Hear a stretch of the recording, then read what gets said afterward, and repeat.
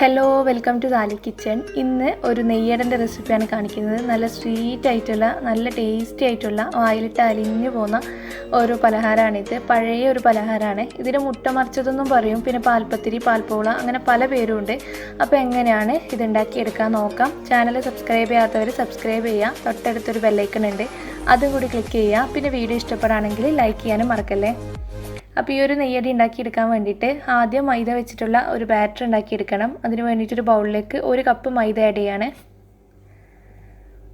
ഇതിലേക്ക് നമുക്ക് 1 കപ്പ് പാൽ തന്നെ ചേർക്കണം. പാല് ഇങ്ങനെ ചേർക്കുന്നതുകൊണ്ടായിരിക്കും ഇതിന് പാൽപ്പത്തിരി എന്നുള്ള പേര് വന്നിട്ടുണ്ടാവുക. ഒരു നുള്ളു ഉപ്പ് ചേർത്ത് കൊടുക്കാം. ഒന്ന് ജസ്റ്റ് ഒന്ന് മിക്സ് ചെയ്തെടുക്കാം. ഇതിലേക്ക് ഒരു 3-4 ഏലക്ക ഒന്ന് ചേർത്ത് കൊടുക്കുന്നുണ്ട്. ഒന്ന് ചതച്ചിട്ട് അങ്ങ് ചേർത്ത് കൊടുക്കാം.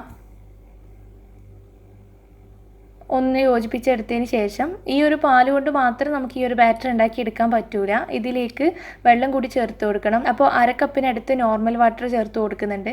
എന്നിട്ട് കട്ടകളൊന്നും ഇല്ലാതെ ഒന്ന് മിക്സ് ചെയ്തെടുക്കണം. അപ്പോൾ ഇങ്ങനെ യോജിപ്പിച്ചെടുക്കുമ്പം ചെറുതായിട്ട് കട്ടകൾ ഇങ്ങനെ കാണുന്നതുകൊണ്ട് ഞാനിത് മിക്സിയിലേക്ക് മാറ്റിയിട്ട് നല്ലോണം അടിച്ചെടുത്തിട്ടുണ്ടായിരുന്നു. ഇപ്പോൾ നമ്മുടെ ബാറ്റർ നല്ല സ്മൂത്തായിട്ട് കട്ടയൊന്നും ഇല്ലാതെ റെഡിയായി കിട്ടിയിട്ടുണ്ട്. പിന്നെ നമുക്ക് ഒരു മുട്ടയുടെ ബാറ്ററാണ് ഉണ്ടാക്കിയെടുക്കേണ്ടത്. അതിന് വേണ്ടിയിട്ട് ഒരു ബൗളിലേക്ക് 3 മുട്ട ആഡ് ചെയ്ത് കൊടുക്കുകയാണ്. ഇപ്പോൾ നമ്മൾ 1 കപ്പ് മൈദയൊക്കെ വെച്ചിട്ട് ചെയ്യുമ്പോൾ 2 മുട്ട മതി. ചെറിയ സോസ് പാനൊക്കെ ആണെങ്കിൽ 2 മുട്ട മതി. പക്ഷെ ഞാനിപ്പോൾ 3 മുട്ട ചേർത്ത് കൊടുക്കുന്നുണ്ട്. ഇതിലേക്ക് ഒരു 3/4 കപ്പോളം പഞ്ചസാര ചേർത്ത് കൊടുക്കാം.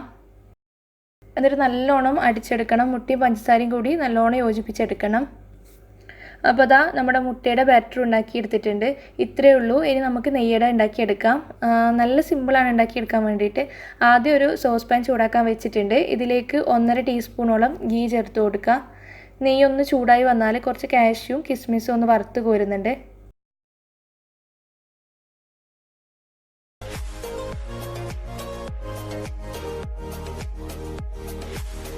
ഇപ്പോൾ ഇതാ കാഷ്യും കിസ്മിസൊക്കെ മാറ്റിയിട്ടുണ്ട്. ഇതേ പാനിലേക്ക് താഴ്ഭാഗത്ത് കുറച്ച് നെയ്യ് വേണം. ഒട്ടും നെയ്യ് ഇല്ലാന്നുണ്ടെങ്കിൽ കുറച്ച് നെയ്യ് അങ്ങ് ഒഴിച്ചു കൊടുക്കണം. ഞാനിപ്പോൾ ഒന്നും ഒഴിച്ചു കൊടുക്കുന്നില്ല. ഇതേ പാനിലേക്ക് നമുക്ക് ഒരു തവി മാവ് ഒഴിച്ചു കൊടുക്കാം. മൈദ വെച്ചിട്ടുള്ള ബാറ്ററാണ് ആദ്യം ഒഴിച്ചു കൊടുക്കുന്നത്. താഴ്ഭാഗത്ത് ഒരു ബേസ് കിട്ടാൻ വേണ്ടിയിട്ട് ജസ്റ്റ് ഒന്ന് അത് എല്ലാ ഭാഗത്തേക്കൊന്ന് പരത്തി കൊടുത്തതിന് ശേഷം ഇതൊന്ന് അടച്ച് വെച്ചിട്ട് വേവിച്ചെടുക്കാം. ലോ ഫ്ലെയിമിൽ വേണം സോസ് പാൻ വെക്കാൻ വേണ്ടിയിട്ട്. നമ്മളിത് ലെയറായിട്ട് ചെയ്യുമ്പോൾ നല്ല തീയുണ്ടെങ്കിൽ താഴ്ഭാഗം കരിഞ്ഞു പോകും. ലോ ഫ്ലെയിമിൽ തന്നെ വെച്ച് കൊടുക്കാം. മൈദയുടെ ബാറ്റർ പെട്ടെന്ന് അങ്ങ് കുക്കാവും. അപ്പോൾ ലെയർ കിട്ടാൻ വേണ്ടിയിട്ട് ഇടയിൽ കുറച്ച് നെയ്യ് അങ്ങ് ഒഴിച്ച് കൊടുക്കുന്നുണ്ട്. പിന്നെ കാഷ്യും കിസ്മിസും ജസ്റ്റ് ഒന്ന് സ്പ്രിങ്കിൾ ചെയ്ത് കൊടുക്കുന്നുണ്ട്. അതിൻ്റെ മുകളിലായിട്ട് മുട്ടയുടെ ബാറ്റർ ഒഴിച്ച് കൊടുക്കുക. മുട്ടയുടെ ബാറ്റർ ഞാനൊരു 2-3 തവിയോളം ഒഴിച്ച് കൊടുക്കുന്നുണ്ട്. നല്ല ടേസ്റ്റാണ് മുട്ടയുടെ ബാറ്റർ കൂടുതൽ ഒഴിച്ച് കൊടുക്കുമ്പോൾ. കുറക്കണമെങ്കിൽ നിങ്ങൾക്ക് കുറക്കാം. എന്നിട്ട് അത് അടച്ച് വെക്കാം. മുട്ടയുടെ ബാറ്റർ പെട്ടെന്ന് റെഡിയായി കിട്ടും. ഇങ്ങനെ ലെയർ ആയിട്ടാണ് നമ്മൾ ചെയ്യുന്നത്. മൈദ, മുട്ട, അതിൻ്റെ ഇടയിൽ കുറച്ച് നെയ്യ് ഒഴിച്ച് കൊടുക്കും. ഇതുപോലെ കാഷ്യും കിസ്മിസും ഒന്ന് സ്പ്രിങ്കിൾ ചെയ്ത് കൊടുക്കും. ലോ ഫ്ലെയിമിൽ വെക്കാൻ ശ്രദ്ധിക്കുക. അതുപോലെ അടച്ചു വെച്ച് വേവിക്കുന്നതുകൊണ്ട് പെട്ടെന്ന് റെഡിയായി കിട്ടുകയും ചെയ്യും. അവസാനത്തെ ലെയർ എപ്പോഴും മൈദയുടെ ബാറ്റർ ആയിരിക്കണം. ഇപ്പോൾ എൻ്റെ കയ്യിൽ മുട്ടയുടെ ബാറ്റർ കുറച്ച് ബാക്കി വന്നുകൊണ്ട് ഞാൻ രണ്ടും മിക്സ് ചെയ്തിട്ടാണ് ഒഴിച്ച് കൊടുക്കുന്നത്. ആദ്യം മൈദയുടെ ബാറ്റർ ഒഴിച്ച് കൊടുത്തു. അതിന് ശേഷം അതിൻ്റെ മുകളിൽ മുട്ടയുടെ ബാറ്റർ അങ്ങ് ഒഴിക്കുകയാണ്. ലെയറായിട്ടല്ല, കാണുമ്പോൾ നിങ്ങൾക്ക് മനസ്സിലാകുന്നുണ്ടാവും, മിക്സ് ആയിട്ട് തന്നെയാണ് ചെയ്യുന്നത്.